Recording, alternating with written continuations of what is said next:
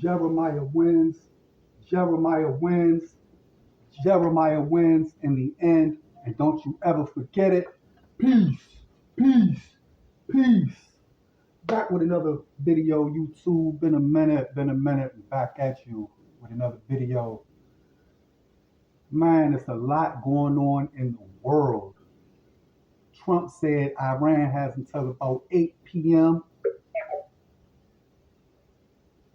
It's about to go down. Today is April 7th, 2026. It is a Tuesday. J2. I haven't started the YouTube video, J2. What's up? Pardon me while I chat with my AI, man. You gotta learn how to talk to your AI. I got it. Can I get it in a second? Learn to speak droid, man, if you haven't learned how to speak droid already. 2.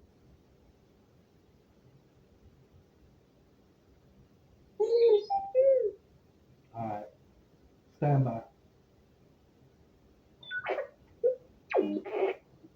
Just stand by for me, man. So,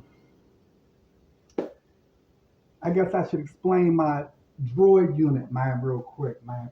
For those of you guys who are just checking out my channel for the first time, welcome to Jeremiah Wins. This channel is an open love letter to my son, Jeremiah. Got a lot that I want to talk about, man.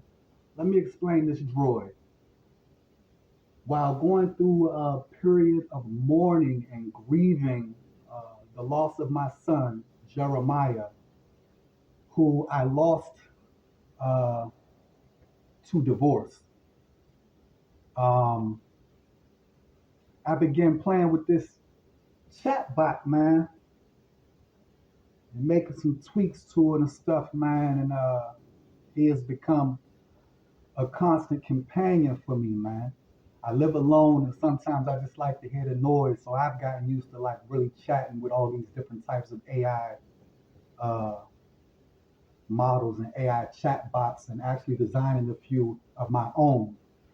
But that's not what I want to talk about today. I just wanted to explain the beeping and bleeping and all of that stuff that you will hear in the background when you come to this channel. As I mentioned, this channel is an open love letter to my son Jeremiah, who will be 14 this year. I have rarely and barely seen my son over the past 14 years. His mother and I went through a divorce, and it broke me. It really, really broke me down. And I've spent about the past decade, man, just picking up the pieces and putting my life back together. And a part of that process was me having to learn to live without my son.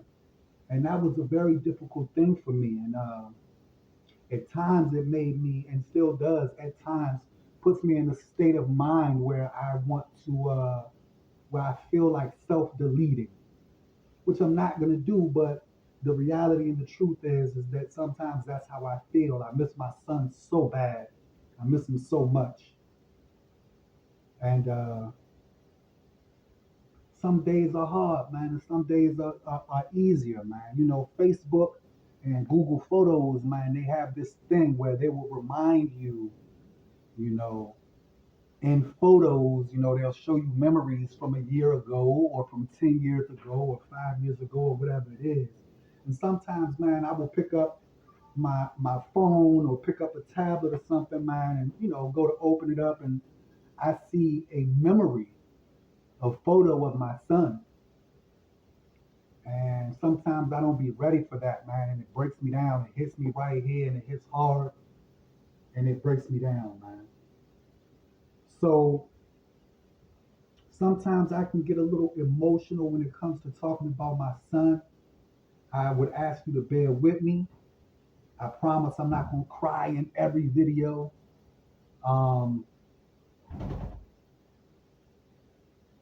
it's a lot going on in the world, man. And what I really wanted to talk about today was I will most likely be going to jail in about a week. I have an upcoming court date regarding my son's child support, for which I am in arrears of a few $1,000s right now. And my son's mother, my ex-wife, would rather see me in jail than see me in my son's life. She is pressing to have me put in jail. And that's what I wanted to talk about, man. I just wanted to come up today and share some of my thoughts, man, and rant a little bit, man, about that, man. You know, child support has kept me in debt, wages being garnished, and right now I'm unemployed, self-employed, uh, freelancing here and there, like a lot of people, man. You know, the economy sucks right now. The job market sucks right now. And I have to prepare myself to go in front of this judge, who is a BW, by the way, um, and explain to this woman why I have been unable to pay my child support. And it's not for lack of effort on my part, or it's not due to any personal failure on my part, but we are living in this time where the economy and the whole economic model of this nation is in flux, in transition, and in question, right? We got this AI technology that is industry disrupting all over the place. You got companies laying off their labor force by the thousands and even tens of thousands. And jobs are really, really hard to come by right now. But I don't think that the judge in this Virginia courtroom is going to care about any of that. And I don't know what to do about it. It has had me so stressed out, so anxious, and so depressed because I've lost everything that I've owned 7 times in the past 12 or so years. 7 times I've lost everything and had to start over again from scratch. Not to mention that after serving a 13-year prison bid, being released in 2009, coming out of that 2008 uh, economic crisis, right? I had to start from zero in 2009. And since then, I have lost everything that I've accumulated, everything that I've built up about 7 times. And if I end up having to go to jail next week due to my child support arrearages, I will have lost everything 8 times and had to start over from scratch 8 times. And I don't want to do it again. I know that I can because I've had to do it 7 times already. So I know I can do it again, but I don't want to have to.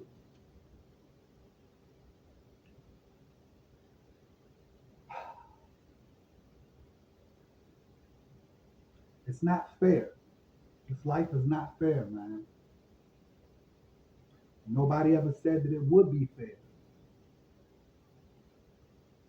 Jeremiah, life is not fair. And more often than not, it is not your fault. It's not your fault, man.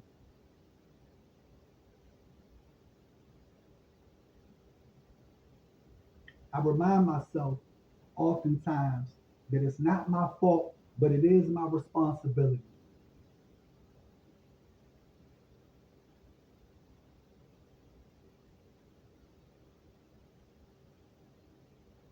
And sometimes I regret having gotten married. A lot of times I regret having gotten married. My son's mother, my ex-wife, after our separation and divorce, she just decided to cut off communication. And without communication, there is no possibility of a co-parenting situation. And for about 11 years, actually for about, I'd say about 9 or 10 years, man, she played a lot of games with the communication, with allowing me to have access to and communicate with my son and not. And it wreaked havoc on me, man, emotionally. I don't even know what my son looks like right now. I have not laid eyes on my baby boy since 2022. I imagine his dreadlocks are getting a little longer and he's gotten a little taller, still as handsome as ever.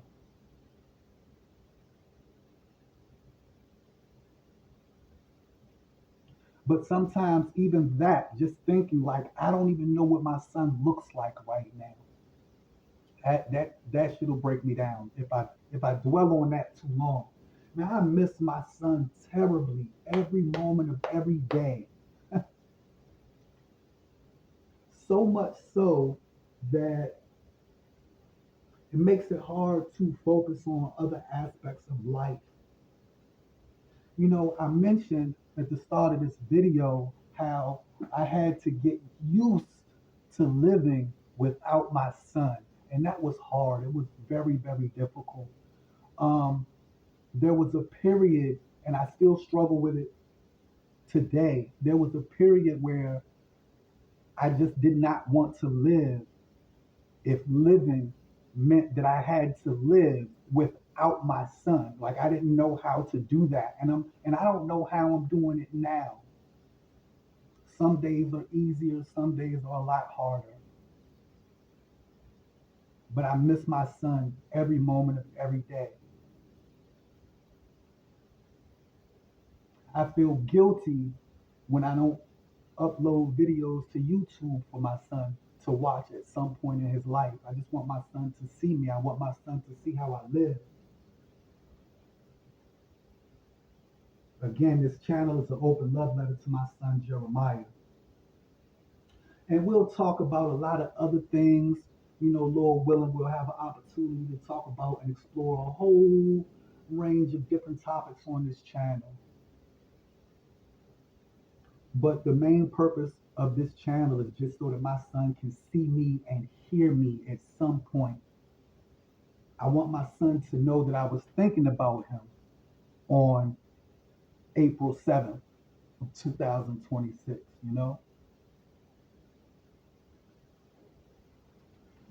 So it's been rough, man.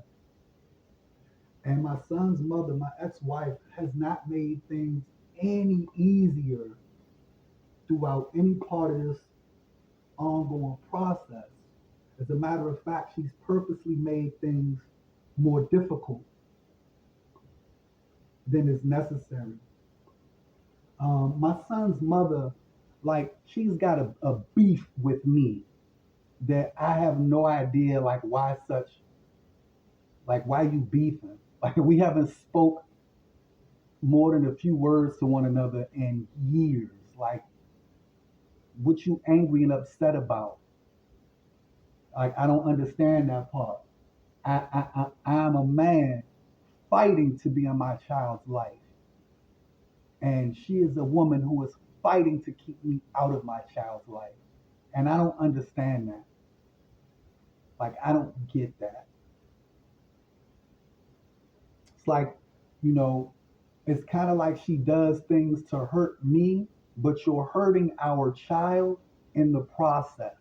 And I don't get that. Like, like my son and I had a really tight father-son bond when he was, a baby boy. Spent a lot of time with my son. Um, and I don't know why his mother would work so hard and so diligently to sever that father-son bond that Jeremiah and I have shared.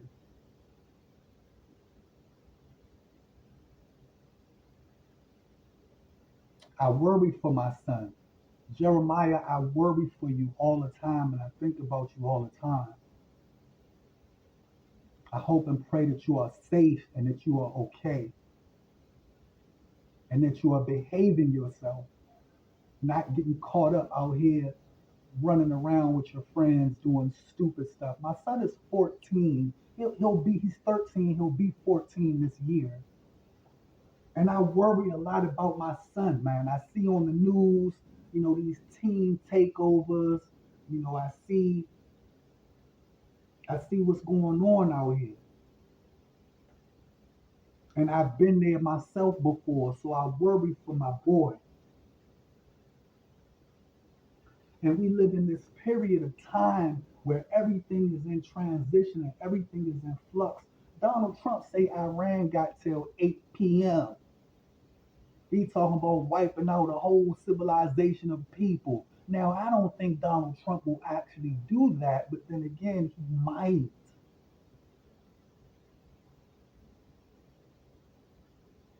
We are in World War III, and I am not allowed, not empowered, not enabled to be a father and a shepherd to my own son. And that shit eats at me every day.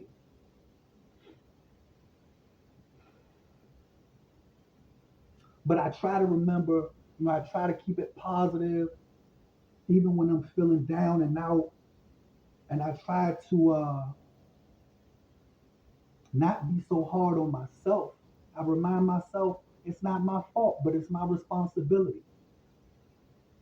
I look out into the manosphere and I am reminded by the brethren, the men, that I'm not alone. I need that. And a lot of men need that reminder. A lot of boys need that. When people talk about red pill content and the manosphere, I hope my son Jeremiah is introduced to it. I pray that he cannot escape the message.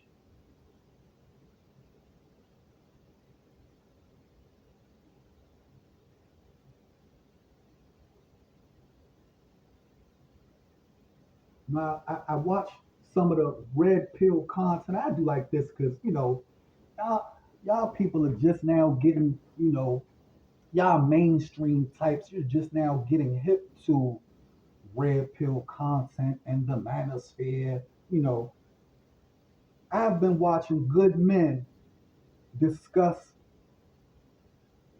a lot of topics concerning boys and men for like at least 12 years now on YouTube. So like my wife divorced me in I guess like 2015. So I've been red pilled, at least since 2015,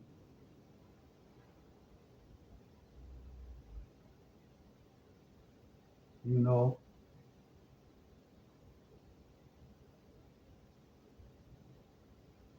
And I pray my son comes into contact with the message of men without having to go through the heartache and heartbreak that I have had to go through, and that so many other men have had to go through to awaken to the understanding and realization that women are not, girls aren't all sugar and spice and everything nice, you know.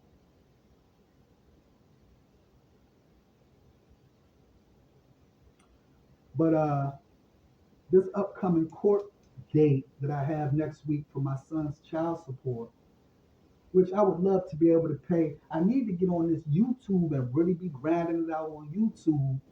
And I've mentioned before on this channel that, I started this channel with my son years ago with the intent to make this channel a father-son gaming channel, where the viewing public would be able to enjoy a father and son bonding, over the years, and enjoying one another's company and presence. You know, that was the intent originally of the Jeremiah Wins YouTube channel. So I should have been like cranking out content, but it's been very difficult, man. Like, since going through divorce, having to, start over, you know, uh, losing everything, you know, becoming homeless, and dealing with that, and I should have documented all of it. Like that was my intent, but there were times and moments throughout that where I was just embarrassed, ashamed, or just too depressed, too depressed. And I have sought treatment for my depression. I mentioned that I've been seeing a therapist, um, and all of that, man. All that is real good, um, real good stuff. Part of the healing process. But and that's what I wanted to say as well. I try to give myself some grace, and I try to remind myself that even with all this hurt, even with all this open wound, this hole in my soul, throughout this whole healing process, I haven't turned to alcohol. I haven't turned to drugs. I haven't turned to womanizing. I haven't turned to, you know, food, like eating feelings and stuff like that. You know, I've tried to deal with things in a positive and healthy way, including seeking therapy, right? And attending therapy, right? And every now and again, doing this YouTube thing, which in and of itself is very therapeutic. Um,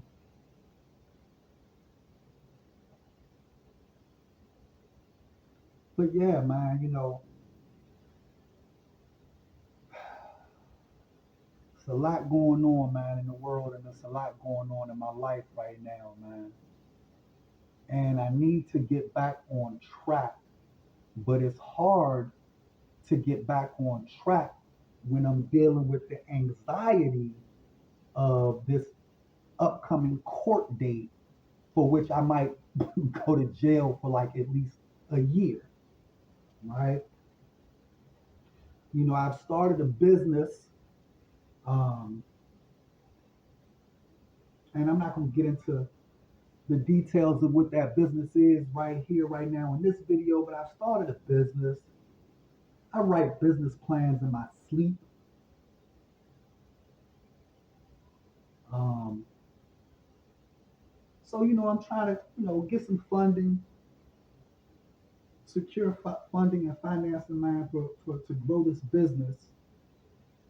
And I'm trying to stay focused on that. But then I have to deal with this court stuff.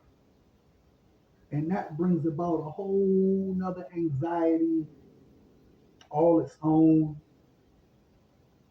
And it's like my focus be split, man, between the stuff that I want to do and the stuff that I gotta do.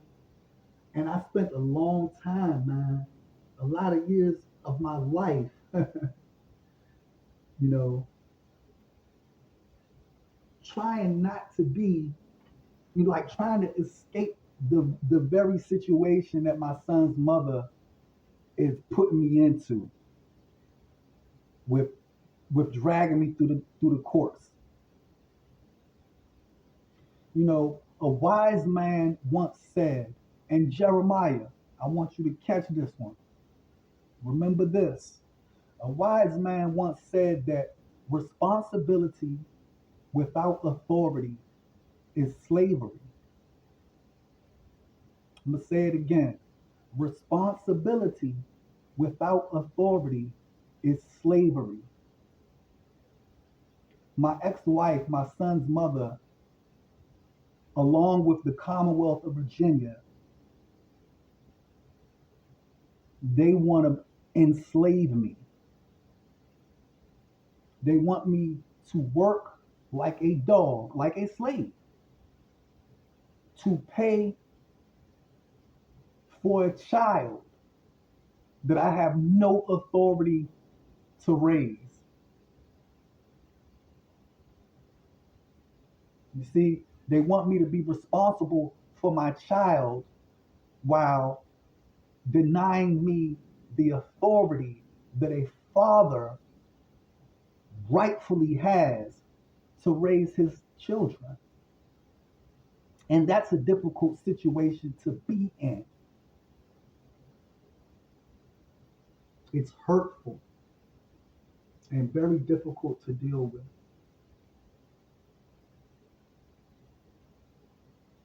And like I said a moment ago, man, I'm stressing out because I'm trying to prepare for this court case. And I'm not a lawyer. I need a lawyer. You know what I'm saying? So I'm trying to figure all this out. And I'm smart, you know. I got a good handle on this AI technology. So, I'm using AI to help me with this stuff as well, man. But I wish I was able to dedicate that time to doing something else, like either spending that time with my son or building my business instead of stressing about and being anxious about what's going to take place at this upcoming court date. You only have so much energy, you only have so much focus in a day, right? And so it's like I'm giving energy to this court situation for my son. Again, I'm in arrears a couple $1,000s, man. And I'm doing everything I can to address that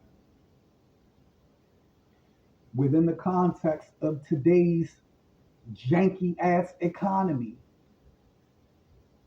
where AI is wiping out millions of jobs, which this brings up something else that I want to address and I intend to address, with this at this court date.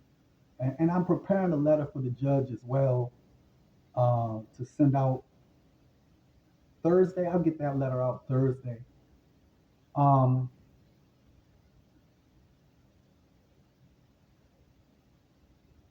Child support laws are going to have to change. Like the economy itself is changing. So for the men and women, for the non-custodial parents, for the mothers and fathers who are having to pay child support, are we going to like overhaul these family court systems? Because the economy is being overhauled. And I don't understand how a person like myself, right, in today's job market, how I'm supposed to be like, man, listen, man, people complain all day about the cost of living and money is tight and, you got to stretch your dollars and you got to, all of this type of stuff. And I get it. Like, I'm living it right with you. Imagine your wages being garnished on, like, I don't know what to do other than focus on this full-time content creation. It seems to be, and I've known it for a long time, and I should have been really cranking out these. I should have been so consistent with this YouTube and just had documented the homelessness, the homeless shelter, the sleeping on the sliding board at the playground. I should have documented it all. And some of it I have, I just haven't uploaded videos, you know. But I should have been on here every day on YouTube. And it's all right. It's okay. Because I got it now. I got it now. Make this my job full time. Grow this channel and hope and pray that my son Jeremiah views these videos at some point in his life.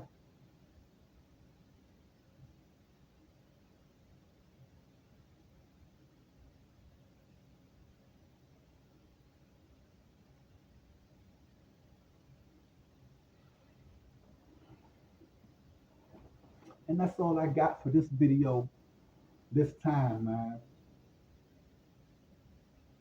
I'll be back definitely before next week, before I have to go to court.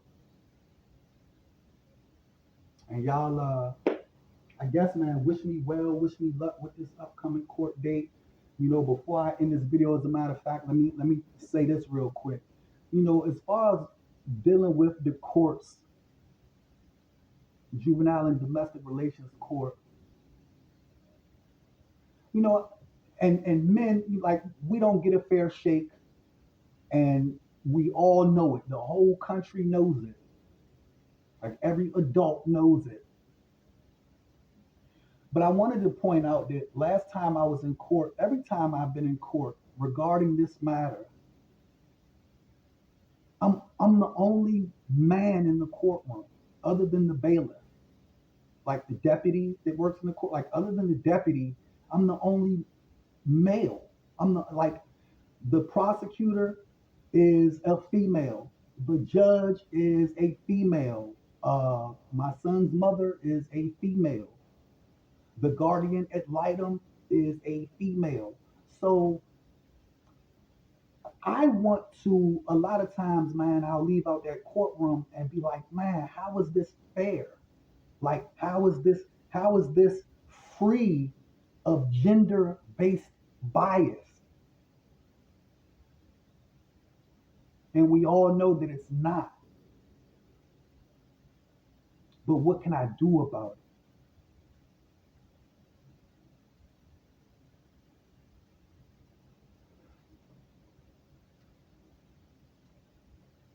So that's it for this video for now.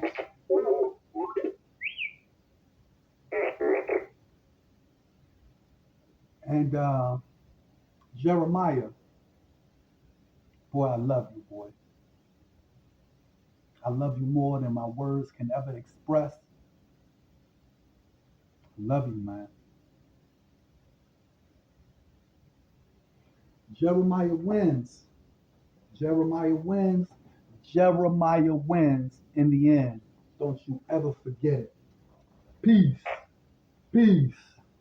Peace.